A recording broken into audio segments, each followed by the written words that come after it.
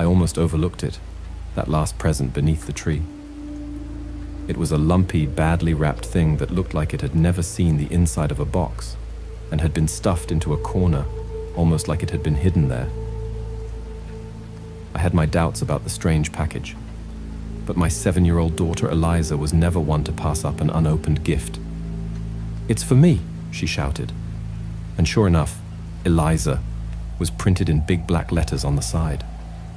I had a sinking feeling as she tore into the plain brown paper. The gift wasn't mine, and my wife's wrapping was picture perfect. Nothing like the ugly paper that my daughter was pulling apart. I breathed a sigh of relief when I realized that the gift was only a baby doll, one of those incredibly lifelike ones that can be fed and changed like a real infant. Eliza had been begging for one all year, and when I saw the eerily realistic doll in my daughter's arms, I figured that my wife had finally found one that we could afford. The doll had light brown skin and curly golden hair. Its eyes were closed as though it were sleeping, and was dressed in one of those flower pattern outfits that were popular in the 1970s. Peering over my daughter's shoulder, I noticed some strange burn marks on its upper chest. When I unbuttoned the cloth, I saw that they were letters, ashen black letters that looked like they'd been branded into the doll's skin. "Lucy," they read. If that was the doll's name, it was a sick way of showing it. Some instinct made me want to rip the doll out of my daughter's hands, but she pulled away. "Lucy doesn't want to go with you," she insisted. "Lucy is mine." I frowned. My daughter wasn't usually so possessive of her toys, but I could see why she was so entranced by Lucy. If I didn't know better, I would have sworn it was a real infant. Eliza let out a shriek of joy and ran up to her room, cradling her new doll to her chest. The living room was a disaster area of wrapping and tissue paper, but looking at it, my wife and I couldn't help but laugh.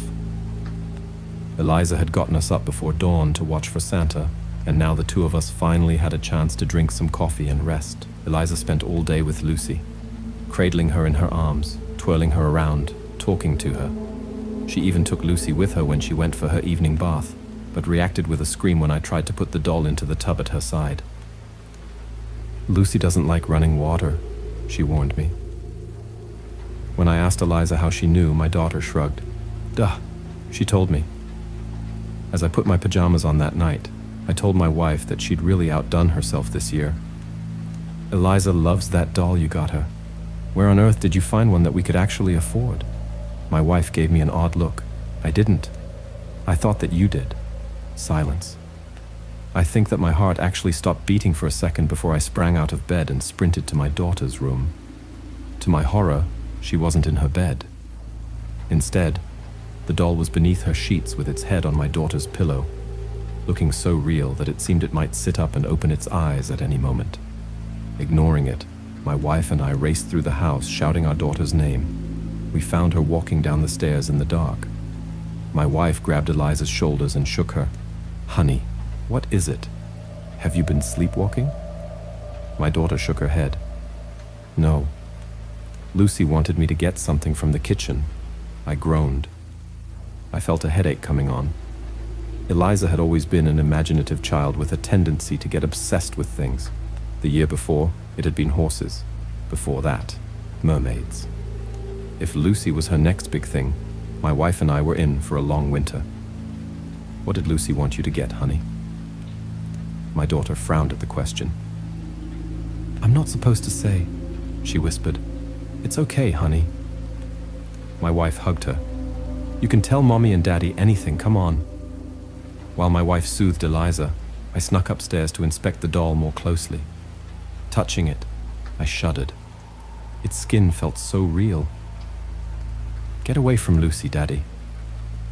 I spun around like a thief caught in the act. Eliza was standing in the doorway, pointing an accusatory finger at me. "No one can touch her but me." "That's enough," I groaned. "If you keep this up, Mommy and I are going to take—" "No!"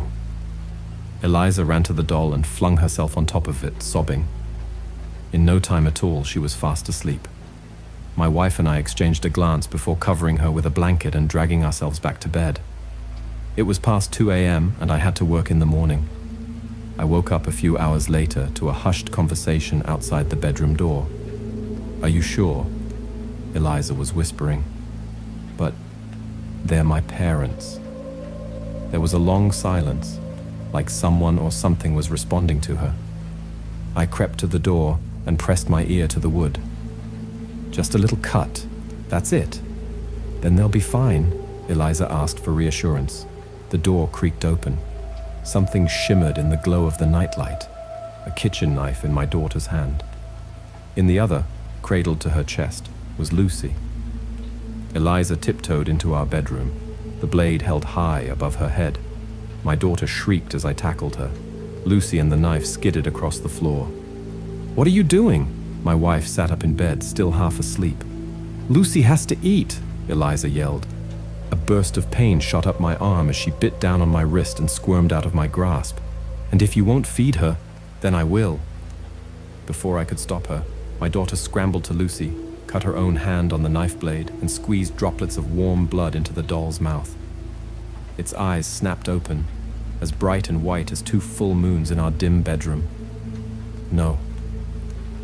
This couldn't be happening, I told myself. Dolls don't move on their own. Dolls don't drink blood. As I tore Eliza away from Lucy, I would have sworn that its fleshy plastic lips had just curled. Then it was over. The doll's eyes closed, and my daughter fell unconscious in my arms. I pressed my hand to her forehead. It was so hot it almost burned. No matter what I tried, she was unresponsive, her breathing shallow, her hands and legs as limp as a doll's.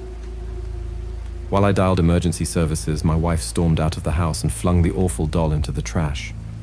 Just having it out of the house felt like a heavy weight had been lifted from my chest, and by the time the paramedics arrived, my daughter was sitting up in bed and even talking a bit. Her fever was still dangerously high, but it seemed to have broken. They warned us to keep an eye on her, but told us not to worry too much. She was showing signs of improvement, they said. By morning, my daughter seemed to be perfectly healthy. My wife and I attributed her behavior the night before to delusions brought on by fever, but I think the truth was that we just wanted to put the whole unsettling experience behind us. As for my daughter, she didn't seem to mind that her favorite doll was gone. In fact, she didn't even ask about it. For me, that was the most disturbing aspect of the whole thing. It was like the hellish night before had never happened at all. We didn't have much time for wonder. My daughter was more cheerful and energetic than ever during those next few weeks, playing in the snow, dancing in her room to her grandfather's old records, and drinking cup after cup of hot cocoa. My wife and I were so thrilled about her rapid recovery that we didn't ask many questions, although looking back, perhaps we should have. My daughter's tastes changed drastically after that night. Instead of the frilly pink skirts and light-up tennis shoes that we were used to, she suddenly preferred tie-dye, bandanas, and sandals. Her vocabulary seemed to have doubled overnight, but some of the slang sounded odd coming out of my daughter's mouth. Since when had she said far out instead of cool and freaky instead of weird? More troubling, however, were some of the other changes I noticed. My daughter's teachers had always praised her for being kind and helpful, but almost as soon as school was back in session, I received a troubling phone call. Apparently, my sweet 7-year-old girl had pushed an older boy down the stairs. When I confronted her about it, she only shrugged. I didn't like his face. It was those words, so coldly and cruelly delivered, that finally forced me to finally open my eyes. I couldn't lie to myself any longer. Everything was different. My daughter's personality, her taste in fashion and music, even the way she walked and talked. It was like, ever since that night, she had become a different person. I suddenly felt a desperate need to find that doll. I got to the dump at closing time, but 2 $50 bills were enough for the watchman to leave the gate unlocked for me. "If you're caught, I never met ya," he spat, before driving away and leaving me alone among the eerie, foul-smelling piles of junk. Crazy bastard. Of course, I had no idea where to start. I wandered through the post-apocalyptic mountains of trash with a single flickery flashlight, waiting for a tiny plastic hand to shoot up from the filth and grab me. It never came. Instead, I spent the night exhausting myself for nothing. I left at dawn, smelling terrible and worried about tetanus. I wasn't looking forward to explaining where I'd been to my wife, but when I got home, the house was quiet. I found my daughter in her room, plucking petals off of a flower. I wondered where she'd found it, and when she'd left the house. "Honey, have you seen your mother?" I asked. "She's gone," my daughter shrugged, still tossing petals onto the rug. "Gone?" I shouted. "What do you mean, gone?" My daughter just shrugged. It was all that I or the police got out of her, and my wife was still nowhere to be found. Waiting sleeplessly for news, I spent the next 24 hours scouring the dark corners of the internet for any sign of the doll or others like it. While I did, I kept the door locked. Twice during the night I noticed the handle try to turn and heard my daughter's bare footsteps retreating back to her bedroom. I closed the blinds, irrationally afraid that I would look up from my research to find her pale face grinning at me from the other side of the second-story window. Finally, I found it.